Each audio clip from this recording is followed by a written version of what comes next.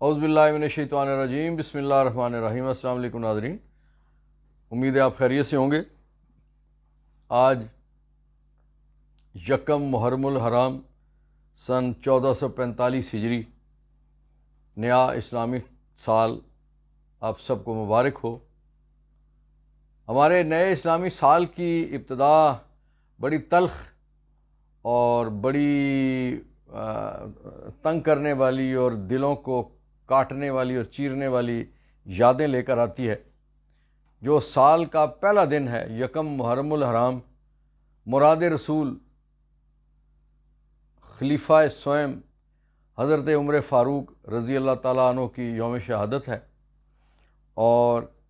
آپ کون ہیں؟ حضرت عمر فاروق وہ شخصیت ہیں کہ جو نبی پاک صلی اللہ علیہ وسلم نے جب اللہ رب العزت سے دعا مانگی کہ دو عمر ہیں، ایک عمر بن حشام اور ایک عمر بن خطاب، مالک خواہش ظاہر کی آپ نے کہ مالک ان دونوں میں سے ایک میرا کر دے، تو جو مراد رسول دونوں میں سے ایک بدبخت جو مسلمان نہیں ہوا وہ ابو جہل تھا، عمر بن حشام، اور عمر بن خطاب حضرت عمر فاروق، یہ آپ صلی اللہ علیہ وآلہ وسلم کی خواہش پہ مسلمان ہوئے۔ اور پھر جس دن یہ ایمان لائے، آپ صلی اللہ علیہ وسلم نے دو چیزوں کے درمیان فرق کرنے والا فاروق کا لقب آپ رضی اللہ تعالیٰ عنہ کو آپ صلی اللہ علیہ وسلم نے عنایت فرمایا۔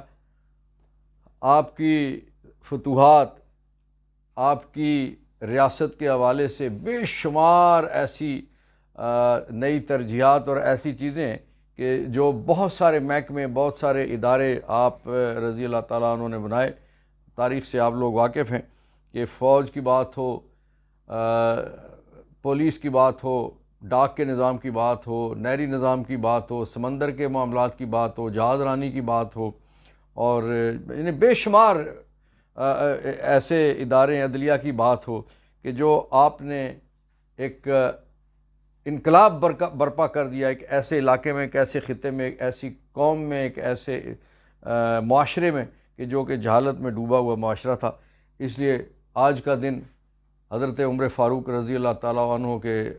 نام، اور ہماری دعا ہے کہ اللہ رب العزت انہوں نے جو کچھ اچھے اقدامات کیے ہم اس پہ عمل کر سکیں، ان کی پیروی کر سکیں۔ اور یہ مہینہ آج سے شہدائے کربلا ان کی یاد کا بھی دن شروع ہو جاتا ہے، اور عاشورہ بھی اسی مہینے کے اندر ہے۔ اور پھر جب کربلا معلیٰ کے بے گناہ مظلوم معصوم لوگ شہید کیے گئے، آج اتنا عرصہ گزر جانے کے باوجود، صدیاں گزر جانے کے باوجود ان کی یاد اسی طرح سے تازہ ہے، بلکہ وقت کے ساتھ ساتھ جب بھی کہیں جبر کی بات ہوتی ہے تو یزید اور حسین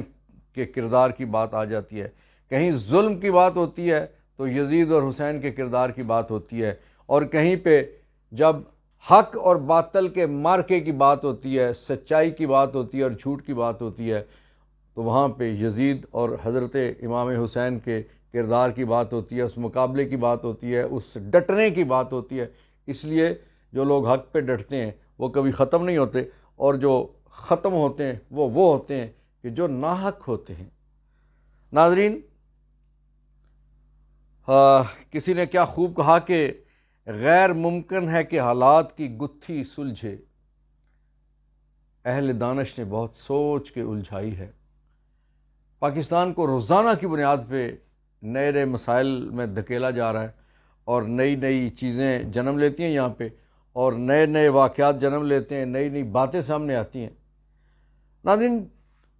سابق وزیر اعظم قاسم کے ابو، ان کے ایک پرنسپل سیکرٹری جناب اعظم خان گزشتہ 15 مہینوں سے غائب تھے۔ اس دوران ان کے گھر والوں نے ان کی گمشدگی اور اغوا کی FIR بھی درج کروائی، اور اب اچانک حکومت نے یہ کہا ہے کہ انہوں نے اعظم خان، انہوں نے اپنا ایک 164 کا بیان کوئی ریکارڈ کرایا سائفر کے حوالے سے، اور اس میں حکومتی موقف یہ ہے کہ اس 164 کے بیان میں عمران خان صاحب نے جو سائفر کے حوالے سے قوم کو جو کچھ بتایا تھا اس کے برخلاف بات کی ہے۔ اب یہ تفصیلی چیزیں ہر ایک آنے والے گھنٹے میں آپ کے سامنے مزید آئیں گی۔ دو تین چیزیں بڑی عام ہیں۔ پہلی بات تو یہ ہے کہ اعظم خان صاحب کوئی چڑیا کا بچہ نہیں تھے، وہ کوئی عام علادتہ نہیں تھے، وہ پاکستان کے سابق وزیر اعظم کے پرنسپل سیکریٹری تھے۔ ایک ریاست چلانے والا عہدہ ہوتا ہے یہ جو وزیر اعظم کا پرنسپل سیکریٹری ہوتا ہے، تو وہ بندہ غائب ہے، اور اس کے حوالے سے جس طرح سے عمران ریاض 3 مہینوں سے غائب ہے، اس کے حوالے سے وزارت داخلہ بھی اور باقی ادارے بھی بالکل خاموش اور کچھ نہیں کہتے۔ اسی طرح سے ہمارے جو ادارے تھے وہ خاموش تھے، اور اب اچانک وزارت داخلہ اور وزیر داخلہ نے یہ کہا ہے کہ اعظم خان خیریت سے تھے، اپنے دوستوں کے پاس کہیں پشاور میں تھے۔ یہ دیکھیں نا، دوست بھی ان کے لگتا ہے غار میں رہتے تھے، جس طرح سے کئی ہزار سال پہلے کا واقعہ غار والوں کا، کہ کسی ایسے غار میں تھے کہ جن نہ دوستوں کو کوئی دیکھ پاتا تھا اور نہ اعظم خان کو کوئی دیکھ پاتا تھا۔ اور بڑی بات یہ ہے کہ اعظم خان کے غائب ہونے کی وجہ کیا تھی، وہ ایسی کیا بات تھی جس کی وجہ سے غائب تھی؟ اس کے پیچھے یہی وجہ تھی کہ اتنا عرصہ، اتنا لمبا عرصہ اس کو رکھ کے تو شاید توڑا گیا ہوگا، لوگ یہی سمجھتے ہیں، لوگوں کا یہی ماننا ہے کہ وہ ایک لمبے عرصے کے بعد اس کو توڑنے کے بعد پھر ایک 164 کی جو سٹیٹمنٹ جو کہی جا رہی ہے وہ ریکارڈ ہوئی، اگرچہ 164 کا یہ والا بیان جو ہے وہ اس کی کوئی قانونی اہمیت نہیں ہے، کوئی حیثیت نہیں ہے۔ اس کی وجہ یہ ہے کہ قانون کے طالب علم کے طور پہ میں آپ لوگوں کو بتاتا چلوں کہ 164 کے بیان کے ریکارڈ سے پہلے کچھ چیزیں ہیں جو بڑی ضروری ہے ضابطہ فوجداری کے تحت، اور اس میں سب سے اہم بات یہ ہے کہ پہلی بات تو یہ ہے کہ وہ بیان کون ریکارڈ، کس نے ریکارڈ کروایا؟ پولیس نے، تو پھر اس سے مراد ہے کہ وہ بندہ پولیس کے پاس تھا۔ اگر وہ از خود انہوں نے ریکارڈ کروایا ہے اور بیان جس شخص کے خلاف ریکارڈ کیا جا رہا ہے یعنی کہ عمران خان صاحب کے خلاف، تو قانون یہ کہتا ہے کہ اس بیان کے ریکارڈ کرنے سے پہلے ملزم جس پہ الزام دھرا جا رہا ہو، یعنی عمران خان صاحب، قاسم کے ابو، ان کو نوٹس ہونا چاہیے تھا، اور بیان لکھنے سے پہلے پولیس اور باقی سارے لوگ کورٹ روم سے نکل جائیں گے، ایک جج صاحب ہوں گے بیان لکھنے والے، اور دوسرا بیان لکھوانے والا ہوگا، اور تیسرے ملزم اور ان کے وکیل یا ملزم اکیلے جس طرح سے وہ چاہیں، وہ جرح کے لیے خود بھی اپنا حق استعمال کر سکتے ہیں، اپنے وکیل صاحب کے ذریعے سے جرح کر سکتے ہیں، کروا سکتے ہیں جرح، تو وہ وہاں موجود ہوں گے اور ان کو جرح کا حق دیا جائے گا بیان لکھے جانے کے بعد، کیونکہ ان کے خلاف بیان ہے۔ تو ایسا کوئی نوٹس ہماری اطلاع کے مطابق، قومی میڈیاز کے مطابق، نہ خان صاحب کو ایسا کوئی نوٹس دیا گیا اور نہ کوئی ایسی درخواست آئی، کچھ نہیں تھا۔ تو اس لیے جن مسٹیریس حالات میں یہ بیان لکھا گیا، یہ اسی نوعیت کا بیان ہے کہ جو بھٹو صاحب کے حوالے سے احمد مسعود اور جو اس وقت وہ تھے ایف ایس ایف کے لوگ اور جن لوگوں کے بیانات وغیرہ لکھے گئے تھے، تو وہ اسی نوعیت کا بیان ہے۔ اسی طرح کی ایک کوشش کی جا رہی ہے کہ ایک بندے کو راستے سے ہٹانے کے لیے کوئی نہ کوئی طریقہ، کیونکہ اس سے پہلے کرپشن کی بات ہوئی، معاملہ نہیں چلا، توشہ خانہ کی بات ہوئی، معاملہ نہیں چلا، نکاح والی بات ہوئی، معاملہ نہیں چلا، غداری والی بات ہوئی، معاملہ نہیں چلا، مالی کرپشن والی بات ہوئی، معاملہ نہیں چلا، گھڑیاں بیچنے والی بات ہوئی، معاملہ نہیں چلا، تو بے شمار معاملات چلانے کی کوشش کی گئی، 9 مئی کے معاملات چلانے کی کوشش کی گئی، معاملہ نہیں چلا۔ تو اب یہ ہے کہ یہ اس حکومت نے جانے سے پہلے چند دن رہ گئے، اس کے 2-2.5 ہفتے رہ گئے، تو حتمی طور پہ انہوں نے، یہ شاید حتمی ہو، میں بھی اس کے بعد کوئی نئی چیز بھی لے آئیں، کچھ بعید نہیں ہے، تو انہوں نے کوشش کی ہے کہ خان صاحب کے خلاف، قاسم کے ابو کے خلاف کوئی ایسا مقدمہ لایا جائے کہ جس میں انہیں نائل کیا جا سکے، ان کی پارٹی پہ پابندی لگائی جا سکے، بلے کو انتخابی نشان کے طور پر اس میں ووٹ میں سے غائب کیا جا سکے، اور قاسم کے ابو کو نائل کیا جا سکے۔ بہرحال اللہ بہتر جانتا ہے کیا ہوگا، دیکھتے ہیں۔ ناظرین، ایک بڑی ضروری بات جو اس وقت میں کرنا چاہتا ہوں وہ یہ ہے کہ 14-16 مہینے پہلے جب اقتدار کا سنگھاسن تبدیل ہوا، رجیم چینج ہوا، تو اس وقت نعرہ کیا تھا؟ 3 اطراف سے لوگ، لاہور سے، کراچی سے اور کوئٹہ سے جلوس لے کے آئے تھے، 3 پارٹیوں والے، جس میں مولانا تھے، بلاول تھے اور مریم تھی، اور انہوں نے مہنگائی مارچ کے نام سے پہلے مارچ کیا، اس کے بعد اسلام آباد میں جلسہ کیا، اور پھر انہوں نے دمہ دم مست قلندر کی کال دے دی کہ جناب ہم عدم اعتماد کریں گے، اور اس کے بعد پھر سائفر والا معاملہ بھی آیا اور عدم اعتماد والا معاملہ بھی آیا۔ کہنے کی بات یہ ہے کہ جس دن حکومت تبدیل ہوئی اس دن پاکستان میں آٹے کی قیمت 50-55 روپے کلو تھا۔ اس دن پاکستان میں پیٹرول 150 روپے لیٹر تھا. اس دن پاکستان میں چینی 55 سے لے کے 70 روپے تک سرکاری ریٹ، اور جو ریٹ تھا عام دکانوں کا، پرچون کی، کریانہ کی دکانوں کا، 55 سے 70 روپے تک ریٹ تھا. اور اس وقت ڈالر جو تھا وہ 199 روپے کا تھا جی، 200 سے کم پہ تھا. حضور اس وقت جو گورنمنٹ تبدیل ہوئی اور جو 13-14 جماعتی حکومت آئی، اس نے اپنے ان 1.5 سال کے عرصے میں الحمدللہ ثم الحمدللہ، یہ ان کے لیے میں کہہ رہا ہوں، قوم کے لیے تو عذاب ہے، اور وہ ظاہر ہے میں بھی اسی قوم کا حصہ ہوں، اور ہم سفید پوشی کی زندگی گزارنے والے لوگ ہیں، میں بھی، آپ بھی، ناظرین بھی. تو یہ ہے کہ مہنگائی جو اس عرصے میں 1.5 سال کے عرصے میں جو اس حکومت کے دور میں ہوئی، کہ آٹا 55 روپے سے 250 روپے کلو تک چلا گیا، پیٹرول 150 روپے سے 350 روپے تک اس کی قیمت گئی. اب تھوڑا بہت وہ الیکشن کے نزدیک 2، 4، 6، 7 روپے کم کیا جاتا ہے. اور جو سونا ہے، ظاہر ہے وہ میرے اور آپ کے استعمال کی چیز تو ہے کوئی نہیں، اور خواب ہی دیکھا جا سکتا ہے، لیکن یہ کہا گیا جی کہ سونا بہت سستا ہو جائے گا. کہا گیا کہ ڈالر رلیں گے، ڈالر 350 سے 330 سے یہ واپس آ کے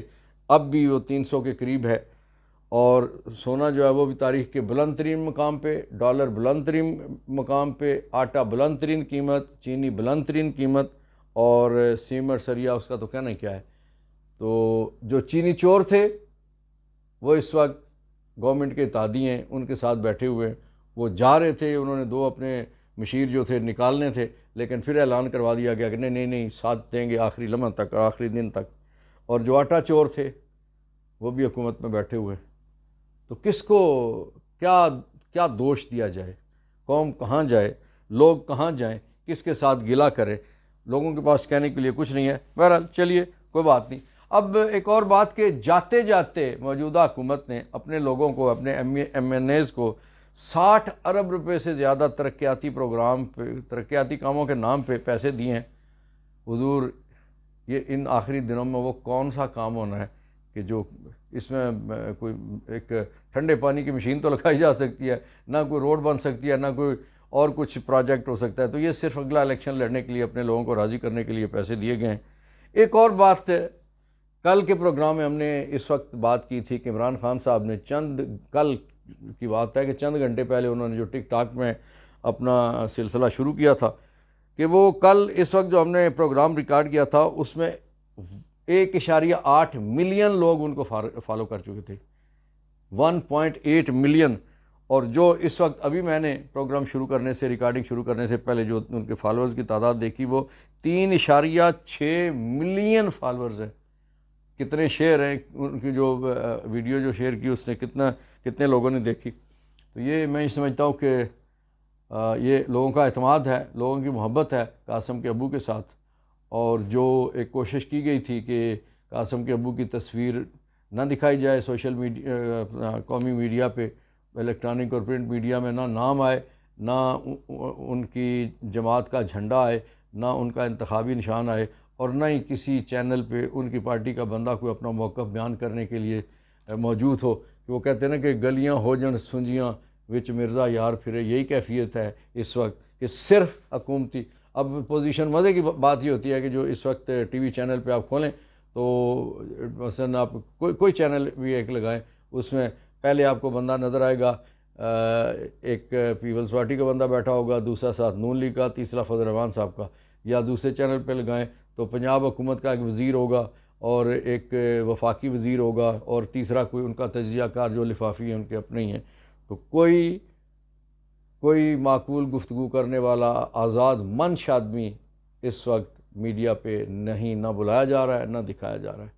لیکن چلیے، میں سمجھتا ہوں تھوڑے دنوں کی بات ہے. الیکشن آج نہیں تو کل،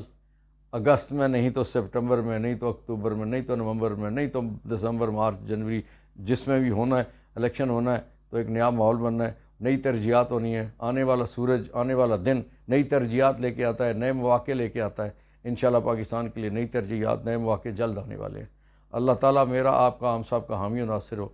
پاکستان کے لیے بہت دعائیں کیجیے، اپنے لیے دعائیں کیجیے. اور قوم کو دعا میں یاد رکھیے۔